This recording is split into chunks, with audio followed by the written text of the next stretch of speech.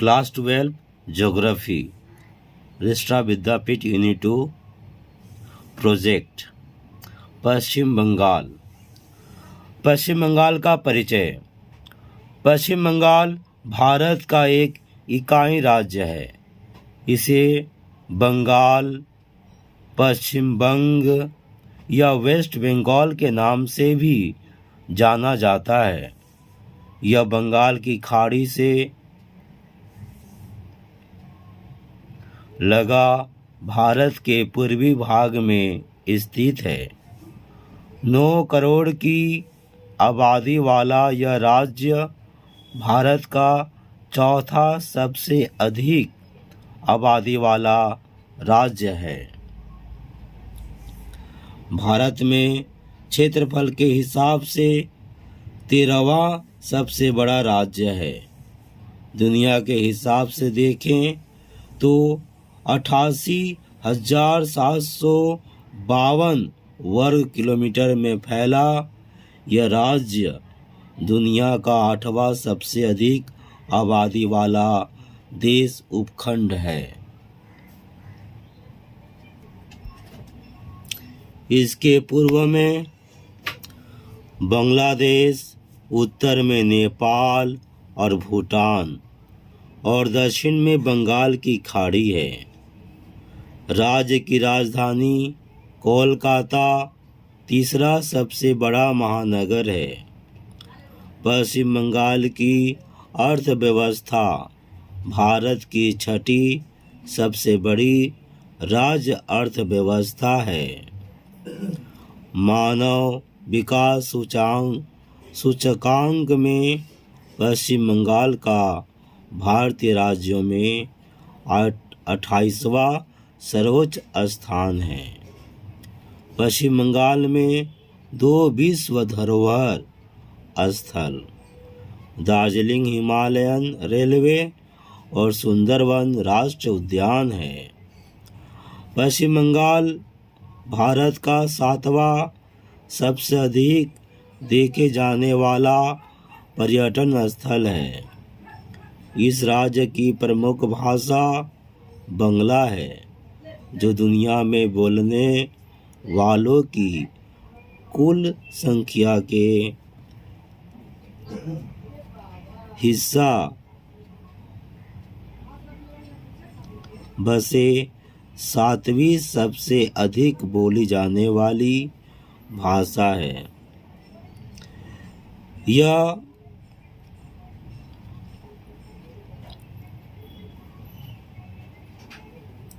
नदी घाटी यह नदी मातृ प्रधान राज्य है।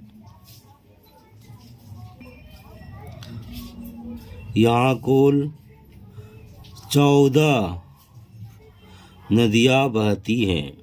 इसमें गंगा, दामोदर, तीस्ता, महानंदा, स्वर्णरेखा, अजय आदि प्रमुख नदियाँ हैं। इनमें सदाबहानी और बरसाती नदियाँ हैं। बरसात में बरसाती नदियों में जल सैलाब उमड़ पड़ता है।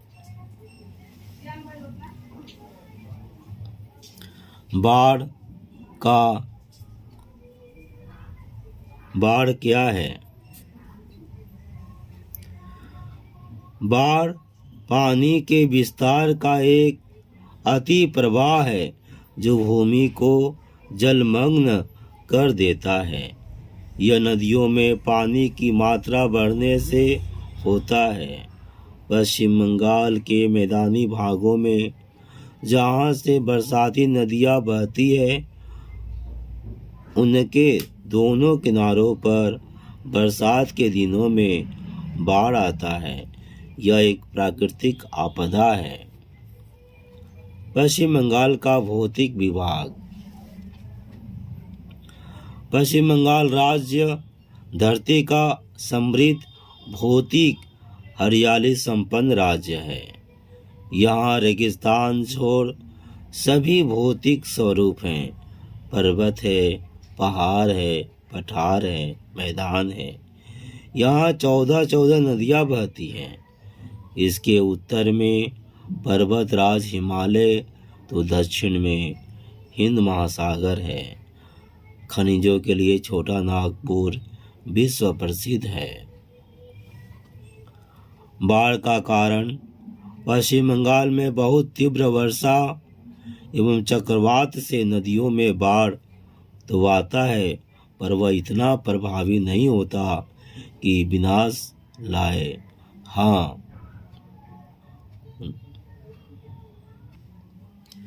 नदियों के दोनों किनारे जलमग्न हो जाते हैं। 2-4 दिनों के लिए जो प्राकृतिक रूप से स्वाभाविक है, लेकिन पड़ोसी राज्यों और देशों से अपरिमित जल सैलाव का बहाव जब बंगाल में प्रवेश करता है तो पश्चिम बंगाल के कुछ जिले बाढ़ से अत्यधिक प्रभावित होते हैं। इनमें हावड़ा, हुगली, पश्चिम मेदिनीपुर, पश्चिम बर्धमान और बीरभूम प्रमुख है। इनमें हावड़ा, हुगली और पश्चिम मिदनापुर के कुछ इलाके बाढ़ के चपेट में हर वर्ष आते हैं। बाढ़ का प्रभाव। बाढ़ एक प्राकृतिक आपदा है। पश्चिम बंगाल के कुछ जिलों के इलाके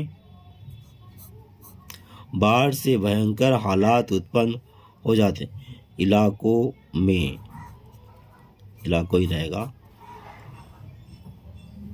बाढ़ एक प्राकृतिक आपदा है। पश्चिम बंगाल के कुछ जिलों के इलाकों में बाढ़ से भयंकर हालात उत्पन्न हो जाते हैं। 8-8, 9-9 दिनों तक पीने का साफ पानी लोगों को नहीं मिलता। लाखों लोग बाढ़ से प्रभावित होते हैं। करोड़ों की फसल नष्ट हो जाती है। हजारों मकान पानी में डूब जाते हैं। गांव अत्यधिक प्रभावित होता है।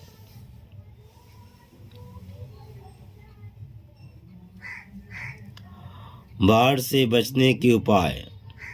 हालांकि बाढ़ एक प्राकृतिक आपदा है, इसलिए इससे बचने के उपायों को बारीकी से जान लेना आवश्यक है।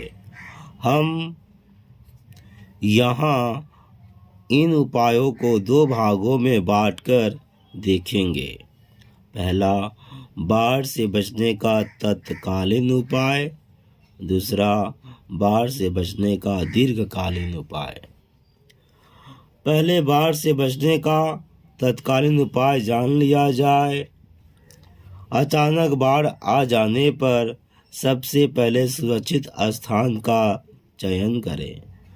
टॉर्च, तिरपाल, हवा से भरा ट्यूब, चाकू, रस्सी, सूखा खाना, बुखार व पेट के लिए दवा, पीने की पानी का बोतल लेकर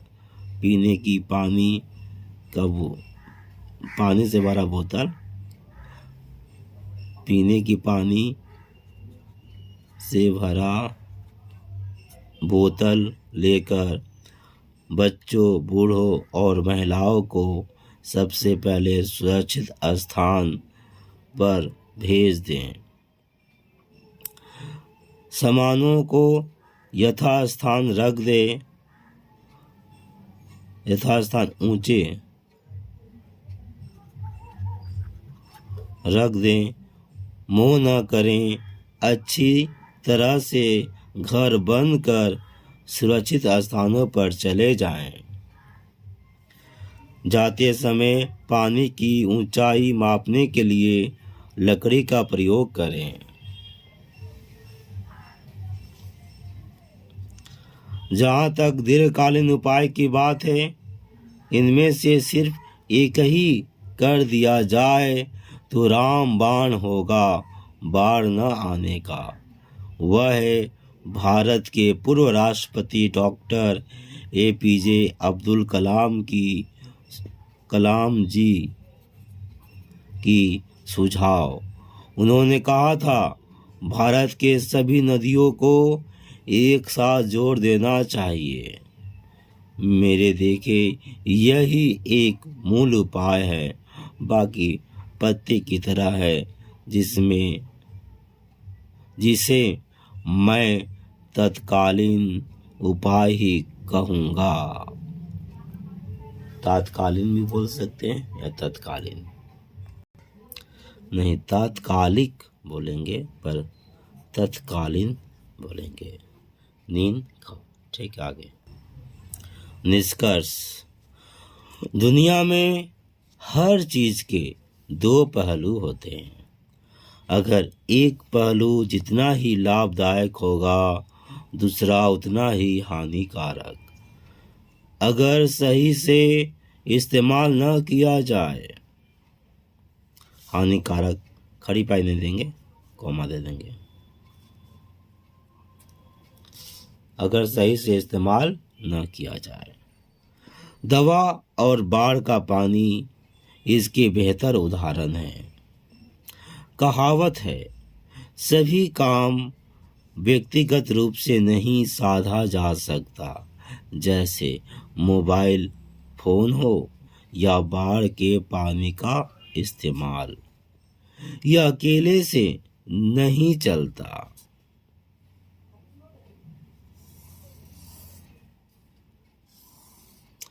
अगर हम बाढ़ को मुसीबत की नज़रिए से देखेंगे तो बाढ़ के पानी से ज़्यादा आंसू बहाने के सिवाय और कोई उपाय नहीं। लेकिन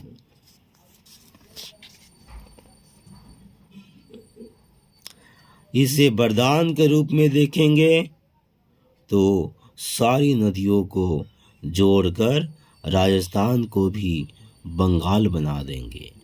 कहते हैं ना, जैसी दृष्टि वैसी सृष्टि, पर यह होगा तो एकमात्र केंद्र सरकार से होगा, कारण यह राज्य नहीं राष्ट्र केंद्रित वरदान है। माँ भारती का वरदान है या पानी बाढ़ का।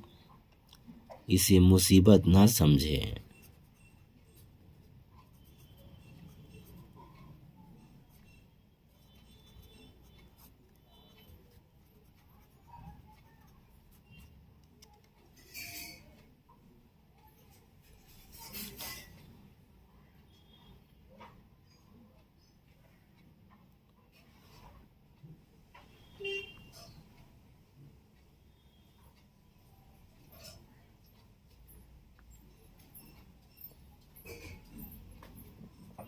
पर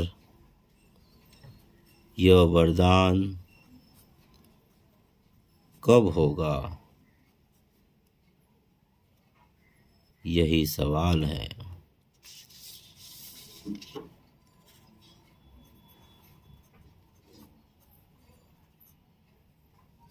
हो गया, चलिए तो पूरा हो गया। धन्यवाद।